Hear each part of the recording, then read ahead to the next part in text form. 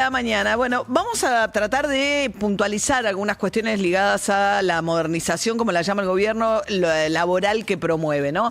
Hay que ver si del Congreso sale el paquete tal cual. Daría la sensación que gran parte de lo que el gobierno propuso del Ejecutivo va a salir del Congreso, no sé. Hay que esperar, me parece, por la intención de que salga antes del 30 de diciembre, yo la veo muy difícil por una cuestión de plazos directamente. Bueno, a ver, Luis Campos es un especialista en estos temas, lo consultamos habitualmente con las paritarias, conoce un montón sobre las negociaciones paritarias, leyes laborales y demás. ¿Cómo andas, Luis? ¿Qué haces, María? ¿Cómo estás? Bien. A ver, ¿ves algo bueno en la ley? ¿En el proyecto? Nada. No, absolutamente nada. Nada. Mira que lo leímos en detalle, Sí. es muy extenso, con lo cual podría haber algo. No, nada. ¿Por qué decís Me nada? voy- Porque es todo me voy a con... excusar, Sí. me voy a excusar con los capítulos que tienen que ver con cambios impositivos. No es mi tema, así que ahí no podría meterme, no podría opinar. Ok. Los capítulos que tienen que ver con cuestiones laborales, no, son todos capítulos que o transfieren recursos de los trabajadores a los empleadores sin ningún tipo de contrapartida, reducción de contribuciones patronales, reducción de aporte a obras sociales sindicales, o debilitan la acción colectiva, prohibición del ejercicio del derecho de huelga, limitación de la negociación colectiva por distintas vías, limitación de los recursos para funcionar de las organizaciones sindicales, o las transformaciones en la ley de contrato de trabajo que en todos los casos van en línea con los intereses de los empleadores, como si el diagnóstico fuera que hasta ahora los trabajadores tenían muchos derechos, entonces hay que quitárselos, algunos de manera muy sutil, otros de manera muy grosera. Pero Empecemos por ahí los realmente- groseros, a ver qué... ¿Los groseros? Sí. Por ejemplo, la ley habilita a que en la negociación individual de cada trabajador con cada empleador se fraccionen las vacaciones o se otorguen en cualquier momento del año. No hay muchos trabajadores que estén en condiciones de negociar con su empleador cuándo se van a tomar las vacaciones. En general, eso es una negociación en una Sí. posición mucho más desigual, lo mismo que el régimen horario. Digo, si yo quiero negociar con mi empleador que voy a trabajar 2 días a distancia y 3 días presencial, yo no estoy en condiciones de negociar eso de manera individual. Sí podría ser, digo, y esto es una pena que la reforma no haya avanzado en ese sentido, pensar esquemas más flexibles de organización de los tiempos de trabajo, de la jornada, de las vacaciones, que se adecuen a las necesidades actuales y a la modernización de la vida familiar, de la vida social, y que genere algún tipo de instancia colectiva de discusión de estos temas. Ahora, Pero todo esto se plantea de manera individual y eso en realidad termina siendo una imposición de una de las partes sobre la otra. entonces, a ver, elimina toda la normativa de teletrabajo, ¿no? Por ejemplo, Que lo que te obligaba era al empleador a cubrirte cuestiones de conectividad, por ahí, de hacer de tu casa también una oficina, ¿no? Todo eso lo ese es un gran elimina. ejemplo, María, porque la ley dice ser de modernización laboral y elimina la ley de teletrabajo y no la reemplaza por nada. Porque Adorni dijo que la ley no había funcionado y puede ser un diagnóstico que la ley no haya funcionado, digo, podríamos discutirlo, pero asumamos que el diagnóstico es que la ley no funcionó. Bueno, la reemplazamos por otra cosa, pero eliminarla y no plantear ningún Sí. ordenamiento alternativo del trabajo a distancia es volver a pensar que no hay trabajo a distancia, que no trabajamos desde nuestras casas, desde nuestros hogares, que no usamos nuestra computadora, nuestro celular. Bueno, alguna regulación tiene que tener eso, si estamos planteando es una modernización laboral. No, solo se deroga la ley y no se la reemplaza por nada. No hay más teletrabajo. Al trabajador de plataforma lo incorpora, lo cual le da legalidad en el sentido de que ya no va a poder el trabajador decir que tiene una relación de dependencia con esa empresa. O sea, le crea una legalidad a la situación del trabajador de plataforma tal como es hoy.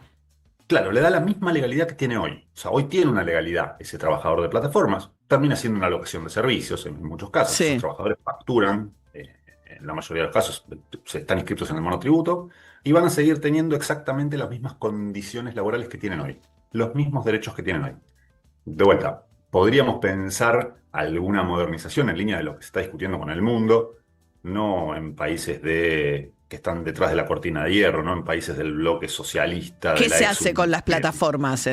Por ejemplo, en España se les reconoció el carácter de trabajadores y se generan mecanismos de regulación para ajustar las modalidades en las cuales se lleva adelante esa tarea. Por ejemplo, la posibilidad de conectarse con múltiples plataformas en simultáneo o la posibilidad de conectarse y desconectarse todo el tiempo, es una jornada discontinua. Digo, esto es el ejemplo de España. En la Organización Internacional del Trabajo, la OIT, se está discutiendo en estos momentos un convenio internacional para regular el carácter, el trabajo en plataformas, y el punto de partida es reconocerles el carácter de trabajadores. Después se puede discutir cómo va a ser el pago de la remuneración, cómo va a ser el horario. Bueno, acá lo único que se hizo fue decir, bueno, lo que está ahora funciona, Queda como regulamos, le está. damos forma legal a lo que está ahora y así va a Sí. funcionar.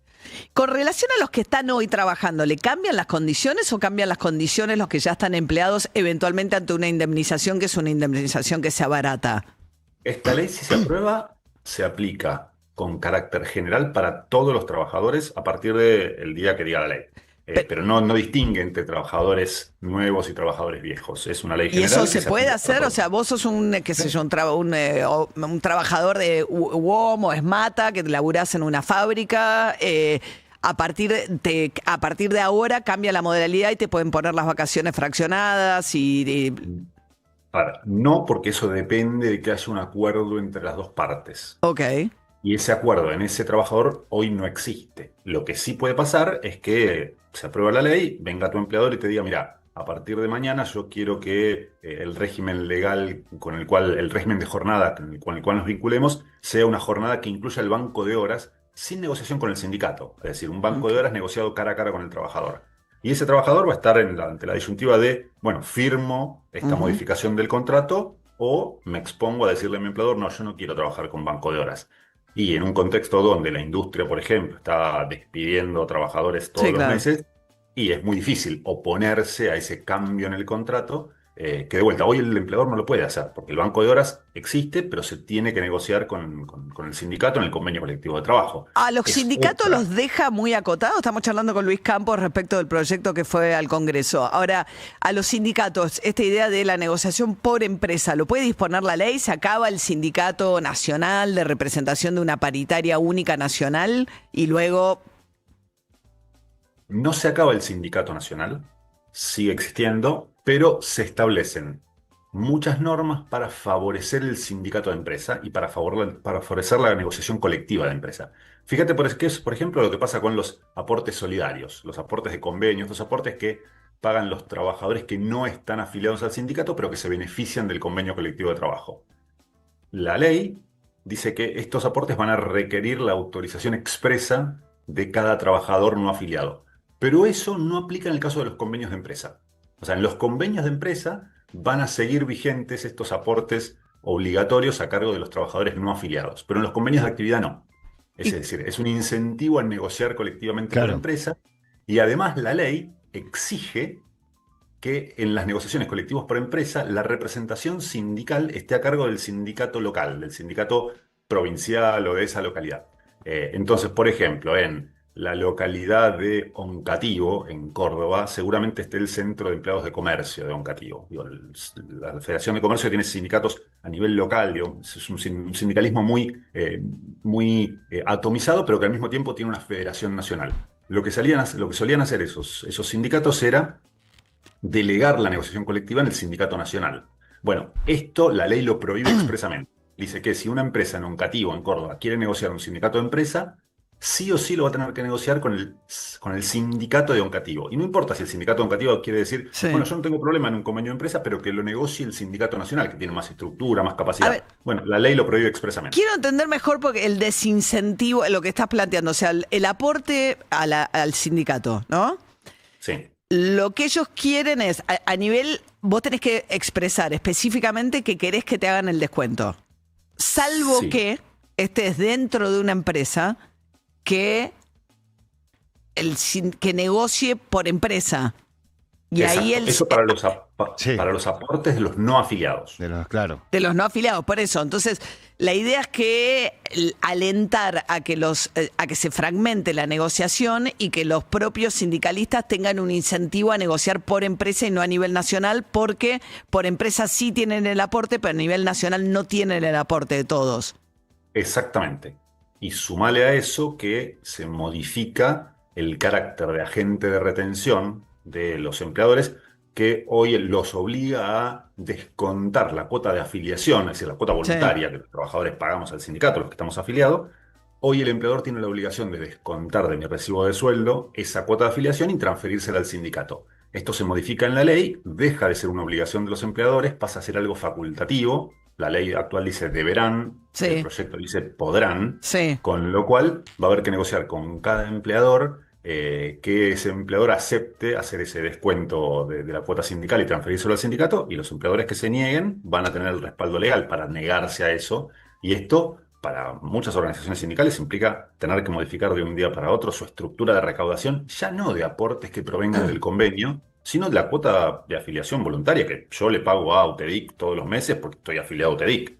Y esto con cualquier trabajador, digo, en muchos casos. Ahora, Pero- explosiona el modelo sindical, tal como está, por lo que estás contando, Luis. O sea, como el modelo sindical de alguna manera diseñado por Perón, con todos los cambios que después tuvo sucesivamente, pero y las intermitencias y demás, pero es un cambio total del modelo que rige desde, ¿no? Mediados de la década del 50. Así como está planteada la ley, sí, es el avance más fuerte contra el modelo sindical de nuestro país, te diría desde la reforma que intentó implementar Aramburu en el 56. Esto te diría, es hasta más profundo que los cambios en materia de política sindical que planteó la dictadura de Videla con la ley de 1979. Y fundamentalmente porque le apunta a dos cosas. Apunta a ir hacia un mecanismo muy descentralizado vía sindicatos de empresa, que es algo que una parte de la dictadura intentaba, digo, una parte, la parte más referenciada con Menéndez en Córdoba, que miraban el modelo chileno, en Pinochet, que fue un sindicalismo de empresa, y que no se plasmó en la reforma de la dictadura. Pero bueno, esa reforma de la promoción del sindicalismo de empresa y además afectar de manera muy significativa los recursos de las organizaciones sindicales, tanto los provenientes de las cuotas de convenio que se firman en los convenios a cargo de los trabajadores no afiliados, pero que se benefician de ese convenio colectivo, como también de las cuotas de los afiliados sindicales. Claro. Luis Campos, muchas gracias, Luis. Un abrazo grande, María. Hasta luego. Pueden seguirnos en sus redes sociales. Es doctor en Ciencias Sociales, magíster en Economía Política y a través de las redes sociales también en Twitter tiene largos hilos haciendo un análisis muy puntual porque es inabarcable todo esto. Hay que ir haciéndolo lentamente tratando de entender realmente la magnitud de la reforma que escuchamos a Luis decir que es una reforma de una ambición respecto del cambio de modelo como no se ve en mucho tiempo, ¿no? 7:48 de la mañana. Gracias a Dos Escudos por su exquisito desayuno. Dos Escudos Sí. con sus locales en